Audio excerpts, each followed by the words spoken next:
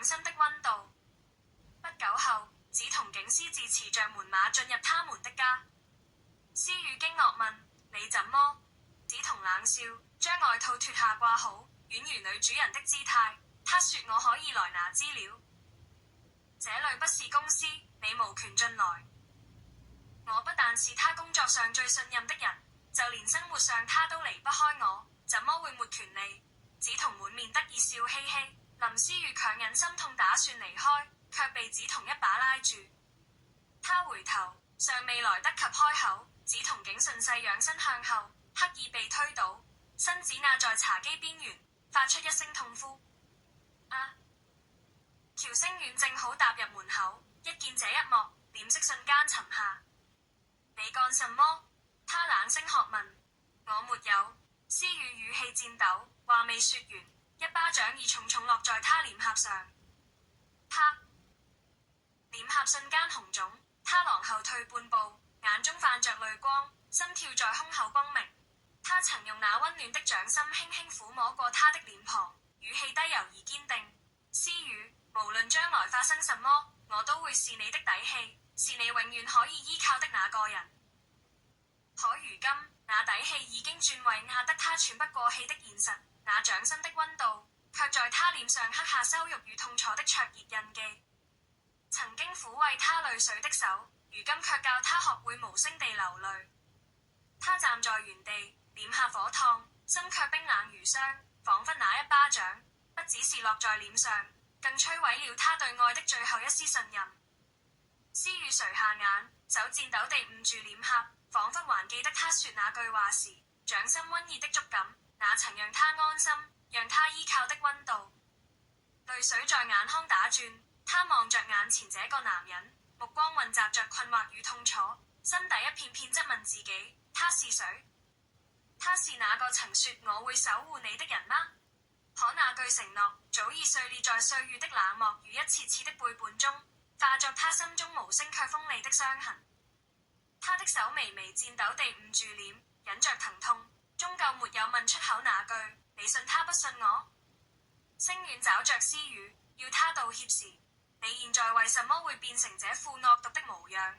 他質問，彷彿他是滿身罪孽的壞人。思雨死咬着唇，一語不發。梓同低着頭，嘴角勾起微不可察的笑，勝利的光芒在他眼底閃過。星遠甩門回房，留下滿室冷寂。思雨癱坐在沙發上，眼淚悄然無聲地滑落。第11幕，可以時空守護嗎？夜色靜靜籠罩房間，唯一的光來自螢幕微弱的藍光。18歲的喬星遠正翻閱報告，突然ICQ視窗跳出通話連線中，畫面閃現，他看見一個男人的臉清晰地出現在鏡頭裏，他怔住了。畫面裏的那人臉色冰冷，雙眼布滿疲憊與怒火，卻與他有着幾乎一模一樣的五官，只是蒼老了20年。電腦鏡頭裏的中年男人臉色冰冷暴戾，對着一個哭泣的思雨怒吼：道歉！你為什麼不能善良一點？星遠看着這一幕，心跳如雷，頭發緊。是思雨，那麼那個是20年後的他。18歲的星遠看見，震驚得說不出話。他第一次清楚地見到未來的自己，未來的他正在對思雨動手。他站起來怒吼：住手！你怎麼能這樣對他？另一邊的星遠彷彿聽見了什麼，轉過頭看向鏡頭，皺眉：誰？畫面一閃，信號中斷，他們的世界分離，只剩螢幕黑色一片。18歲的星遠回不過神來，一直自語：不可能，那不是我，那不應該是我。星遠的手指不自覺地在鍵盤上敲打，指尖輕觸那些按鈕，卻怎麼也無法再次接通那段他渴望與過去自己重疊的對話。電腦畫面依舊死寂無聲，熒光幕前的他顯得格外孤單，眼神空洞，心情也如這無法連線的網絡一般失落無助。他這樣呆坐了許久，像是一個失去方向的孩子，無法再尋找到任何一絲希望。直到房門輕輕推開，一個熟悉的聲音穿透了他心底的沉寂。星遠，星遠，少女思雨的聲音柔和而充滿關切，帶着一點不確定，彷彿害怕打擾他的沉思。星遠猛力地回過頭，眼神中的迷茫與無措瞬間被思雨的笑容所牽引。他站在他面前，臉上掛着明亮的笑容，像是光明中的天使，照亮了他心底所有的陰霾。他靈了一瞬，隨即彷彿找到了所有的出口。他起身，一把抓住思雨，將她緊緊擁入懷中，眼淚猶如決堤的洪水洶湧而來。他的肩膀顫抖，無法抑制自己的情緒。對不起，對不起，思雨，我不知道該怎麼做。他無聲地抽泣着，心中的悔恨與不甘交織成最深的痛楚，彷彿每一滴眼淚都帶着無數未能說出口的痛苦。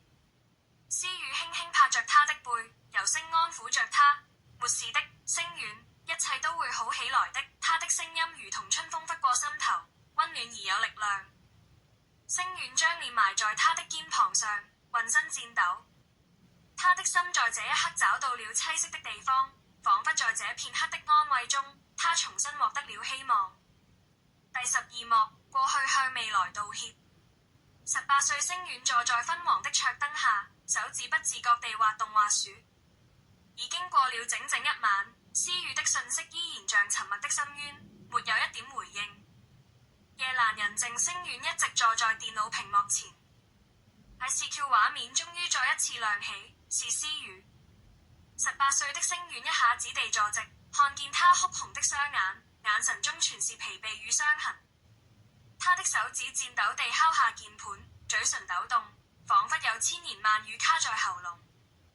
對不起，思雨，我不知道未來的我為什麼會變成那樣，我怎麼能對你做那種事？他淚水決堤，聲音哽咽，語無倫次，一片又一片低聲懺悔，像要拼命抹去那個男人留在思雨身上的傷口。你要離開他，離開那個我，那不是你該承受的，我不配，不應該再待在你身邊。思雨淚水灑然，緊咬着唇，不讓自己哭出聲來。他看着那個少年的臉，那麼清澈，那麼誠懇，還沒被歲月與選擇玷污。他的視線落在他的手腕，一處熟悉的印記赫然在目，是他的名字，被刺在他潔白的肌膚上。他用盡溫柔說：星遠，你沒有錯，你是18歲的星遠，你不需要向我道歉。是他錯了，不是你。你真誠、乾淨，你是我記憶中那個人，是唯一沒有背叛過我的你。星遠無聲流淚，眼中滿是愧疚與痛苦。可是我會變成他，我會變成那個讓你哭的男人。思雨搖頭，語氣輕柔卻堅定。那次車禍，我們已經改變了命運。你救了我，也救了你自己。他怔住，眼中閃過迷惘與渴望。他望着他，彷彿穿透了時間與悲劇，低聲說：我會記得你是誰，真正的你。你也要記得，無論以後發生什麼，你的心曾經是這樣純粹。第13幕，刺青和承諾偷走我的名字。那時他窮困潦倒，是他給了他第一筆版稅、第一部作品的靈感，還有第一個相信他的眼神。多年後，思雨仍是星遠創立的公司旗下最穩定，也是最低調的原創作家。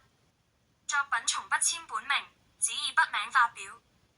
他把自己藏得很好，只為成就他的事業版圖。直到有一天，梓潼走進了會議室，坐在主位，向眾人宣告：接下來，冬夜的作者署名將改為由我統籌。思雨皺眉：那是我寫的。星遠冷淡地說：你的作品還在，我只是讓它被更多人看到。梓潼比較適合站在前台。他抬起下巴，輕哼一聲，像是在驅趕什麼討厭的聲音。你是我太太，只需要站在我後面。誰寫的有那麼重要？反正到頭來都是公司名義。思雨聞言沉默了一瞬，彷彿被什麼徹底擊中。他緩緩地開口，聲音輕得幾乎聽不見：你已經偷走了我的人生，現在還要偷走我的名字。他不再說話，只默默站起身，轉身要離開。星遠卻突然抓住他的稿件，兩人爭執間稿紙散落一地。拉扯中，思雨不小心將星遠的衣袖扯開，露出他手臂上的一截肌膚。那本該刺着他名字的位置，如今只剩一道模糊疤痕，連墨色都褪得乾淨。他呆住了，仿佛有什麼在心中轟然崩塌。你把刺清沒了？他輕問。星遠低頭看了一眼，聲音冷得像冰。太礙眼，是年輕時才會做的蠢事。他苦笑，淚在眼眶打轉。是因為和梓潼親熱的時候，看見會不舒服吧？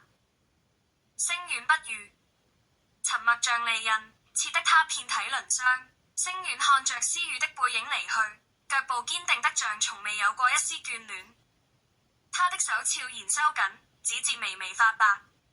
他低頭，那處腕骨上的肌膚如今平滑無痕，只剩淡淡紅疤隱隱刺眼。那年，他走進那家位於舊街角落的紋身店，屋內霓虹閃爍，屋內彌漫着皮革和消毒水混合的氣味。牆上貼滿了各式圖樣，卻沒有一個能代表他當時的心意。他沒有猶豫，捲起襯衫袖子，站在昏黃的燈光下，指着左臂靠近脈搏的那處肌膚，對刺青師說：我要紋他的名字。這裡，我每天工作時能看見，提醒自己無悔的愛他一生，為他努力。再累，也還有他在等我。那是他最年輕也最篤定的一次決定，用痛楚刻下一生一世的承諾。星遠低頭看着左臂微微泛白的皮膚上，那個名字早已淡去，只剩一點輪廓。指尖無意地摩挲過那片肌膚，好像還能感覺當年刺針落下時一針一刺的痛。他反覆拉起衣袖，又放下，心中一片片說服自己，只是皮膚上的痕跡而已，不會改變什麼，不會。他以為他已經準備好放下，可當那片肌膚重新變回空白，他卻忽然有些分不清，到底失去的是一段回憶，還是那個曾經努力去愛人的自己。他以為把它抹去，就能讓自己放下那些日復一日的內疚與疲憊，就像掙脫一場太久未醒的夢。但他騙了自己，那是他留住他的最後一根線，不是他找着他不放，而是他一直都放不下。